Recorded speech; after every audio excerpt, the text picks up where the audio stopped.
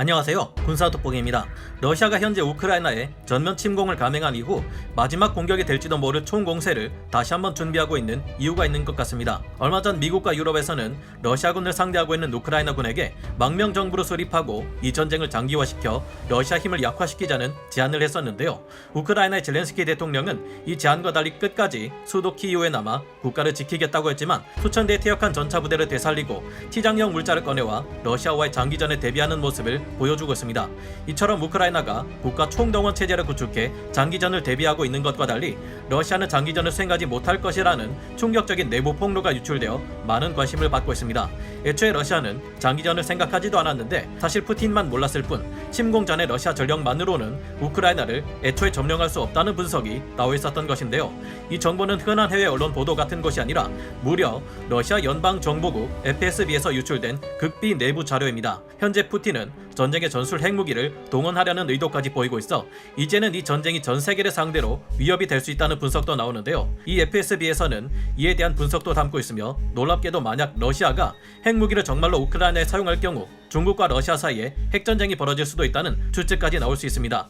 중국과 러시아는 그동안 동맹국으로서 군사적으로나 경제적으로나 서로를 돕는 모습을 보여왔는데 왜 이들이 핵전쟁까지 벌일 수 있다는 걸까요? 그리고 푸틴은 핵무기를 이용해 이보다 더 최악의 상황을 야기하려 하고 있다는데 도대체 무슨 꿍꿍이를 또 꾸미고 있는 걸까요? 지금부터 알아보겠습니다. 전문가는 아니지만 해당 분야의 정보를 조사 정리했습니다. 본의 아니게 틀린 부분이 있을 수 있다는 점 양해해 주시면 감사하겠습니다. 충격적인 내부 극비자료 유출. 러시아는 애초에 우크라이나를 점령할 수 없었다. 현지 시각으로 지난 3월 7일 영국의 언론 더 타임즈가 놀라운 소식을 폭로했습니다. 더 타임즈는 러시아 연방정보국 FSB 관계자의 내부 문서를 입수했다고 하는데요.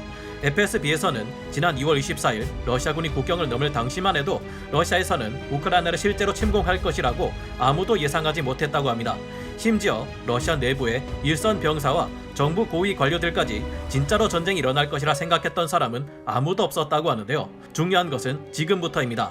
아무도 러시아가 진짜 침략 전쟁을 할 것이라고는 생각하지 못했기 때문에 전쟁 시나리오 작성 과정에서 실제 분석과는 다른 내용이 올라갔다고 합니다. FSB에서는 이 전쟁 시나리오를 성공시킬 승산이 있고 그 결과는 긍정적일 것이라는 내용만 담아 상부에 보고했다고 지적하고 있었는데요. 야야, 그 어차피 전쟁 안 해, 그 괜히 암담한 얘기해서 좋을 거 없잖아. 그냥 적당히 대통령님 들으면 기분 좋을 만한 소리로 대충 작성해가지고 올려. 이렇게 되어버렸다는 것인데요. FSB에 따르면 당초 러시아 지도부는 전격전을 통해 단기간 만에 속전속결로 우크라이나를 침공해 목표를 달성할 수 있을 것이라 예상했지만 침공 결과 전격전은 실패하고 전쟁에서 이긴다고 해도 전후 안정화에 최소 50만 이상의 병력이 필요하다고 분석했다는데요. 하지만 이것이 불가능하기에 우크라이나 점령은 성공할 수 없다는 것이 러시아 측 내부 결론이었다고 더 타임즈는 밝혔습니다. 러시아는 50만 명의 점령군을 준비할 능력은 물론 장기전을 수행할 능력도 없기 때문이라고 하는데요. FSB에서는 우크라이나에 대한 러시아의 침공 결정이 워낙 비밀리에 이뤄졌기에 러시아군에서는 물론 경제 부처들에서 사전 준비를 전혀 하지 못했다고 밝히고 있습니다. 그리고 이 때문에 러시아가 우크라이나를 침공한 이후 서방 세계에서 쏟아지고 있는 온갖 제재가 러시아의 경제에 치명적인 타격을 주고 있다고 지적했다는데요. 하지만 문제는 여기서 끝이 아닙니다. 러시아가 우크라이나에 핵무기를 쏘면 중국과 러시아 핵전쟁 난다. 현재 모든 계획이 실패하면서 갈수록 벼랑 끝으로 몰리고 있는 푸틴이 예상치 못한 돌발 행동을 할지 모른다는 것이 더 큰 문제라고 하는데요.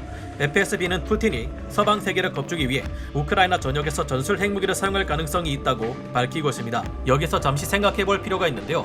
푸틴이 만약 정말로 이 상황에서 핵무기를 사용할 경우 이는 스스로 이 전쟁에서 열세에 몰렸다는 것을 인정하고 시인하는 셈이 됩니다. 세계 군사력 2위 러시아에 비해 군사력이 한참 떨어지는 세계 군사력 25위의 우크라이나를 먼저 전면 공격했는데도 불구하고 거꾸로 난관에 처하고 제대로 밀어붙이지 못한 채 핵무기까지 쓰게 된 상황이니 당연히 자국을 포함한 전 세계 국가들로부터 비난과 조롱의 대상이 될 텐데요. 그리고 이는 세계 최강국 미국을 포함한 나토 회원국 및 여러 국가들로 하여금 이 전쟁에 참전해야 할 절대적인 명분을 제공하게 됩니다. 하지만 이보다 더 골치 아픈 것이 있었으니 바로 중국과의 관계 때문입니다. 사실 우리가 바라보는 중국의 이미지와는 참 안 어울리는 일인데 알고 보면 중국은 우크라이나와 상당히 우호적인 관계를 맺고 있습니다. 중국은 무려 우크라이나에 해구산을 제공하고 있는데요. 즉 우크라이나가 다른 국가로부터 핵무기 공격을 받을 경우 우크라이나를 공격한 국가에게 중국이 대신해서 강력한 핵무기를 날려 보복해 주겠다는 약속을 한 것입니다. 만약 우크라이나가 러시아에게 핵무기 공격을 받을 경우 중국은 약속에 따라 러시아로 핵무기를 쏴야 하는 것입니다. 현재 우리 입장에서 보기에는 지구상 군사력 2위와 3위를 차지하고 있는 최악의 국가들끼리 서로 핵전쟁을 벌일 수 있게 되는 것인데요. 중국의 입장에서는 이제 겨우 핵탄두 280개에서 300개 정도를 가지고 있는데 세계 최대 핵무기 보유국으로 8,500개를 가지고 있는 러시아에게 핵미사일을 날린다니 자살 행위도 이런 자살 행위가 없습니다. 게다가 중국 입장에서는 무엇보다 막강한 적이라 할 수 있는 미국과 함께 러시아까지 상대해야 하는데 그야말로 진퇴양난이 아닐 수 없게 되는데요. 물론 이제까지 중국이 보여왔던 태도를 볼 때 중국이 이런 위험을 감수하고 우크라이나와의 해구산 약속을 지킬 리는 없다고 생각됩니다. 만약 더 이상 잃을 것이 없어진 푸틴이 광기 어린 판단으로 실제 핵을 쏜다면 중국은 그저 꿀먹은 벙어리처럼 쳐다만 보고 있을 수밖에 없겠죠. 푸틴이 계획하고 있는 최악의 핵무기 사용 계략.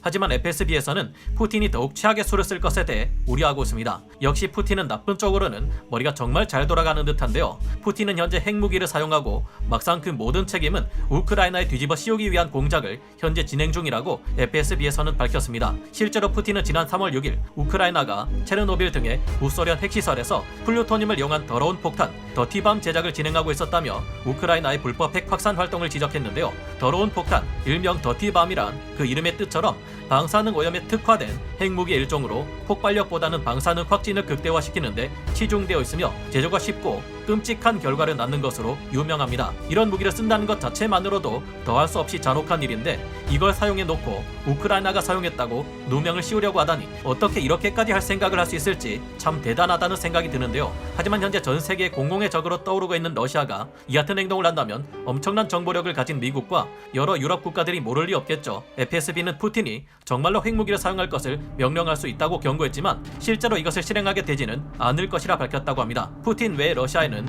이성적인 사람이 많고 이들은 최악의 대재앙을 푸틴이 만들어내는 것을 막으려 들 것이라는 점인데요. FSB에서도 이번 전쟁은 실무자들의 허위 보고와 푸틴의 판단착오로 발생한 일어나서는 안 되는 전쟁이었다고 결론 내렸다고 합니다. 이미 이 전쟁으로 너무 많은 사상자들이 발생했다는 것을 생각해보면 그 대가가 너무 큰 만큼 허위 보고를 올리지 않는 냉철한 실무자들과 잘못된 판단을 내리는 리더를 질책할 줄 아는 부하들이 얼마나 중요한 존재인지 새삼 깨닫게 됩니다. 우리 군에서도 상사의 눈치를 보거나 기분을 맞춰주기보다는 진정 나라의 안위를 생각할 줄 아는 이들이 군을 운영해 나갔으면 좋겠다는 생각을 해봅니다. 현재 러시아 내부에서는 전쟁을 지지하는 세력도 많지만 반대로 이에 크게 반대하는 세력도 적지 않다고 합니다. 그런 만큼 아무리 푸틴이 벼랑 끝까지 몰린다고 해도 핵무기 사용만큼은 명령하지 않기를 바라봅니다. 현재 우크라이나는 러시아군의 마지막 공세가 될 확률이 높은 최후의 대공세로부터 수도인 키이우를 수호해야 하는 입장에 놓여 있는데요. 부디 우크라이나가 러시아의 야욕으로부터 끝까지 조국을 지켜내고 우크라이나의 젤렌스키 대통령도 끝까지 살아남아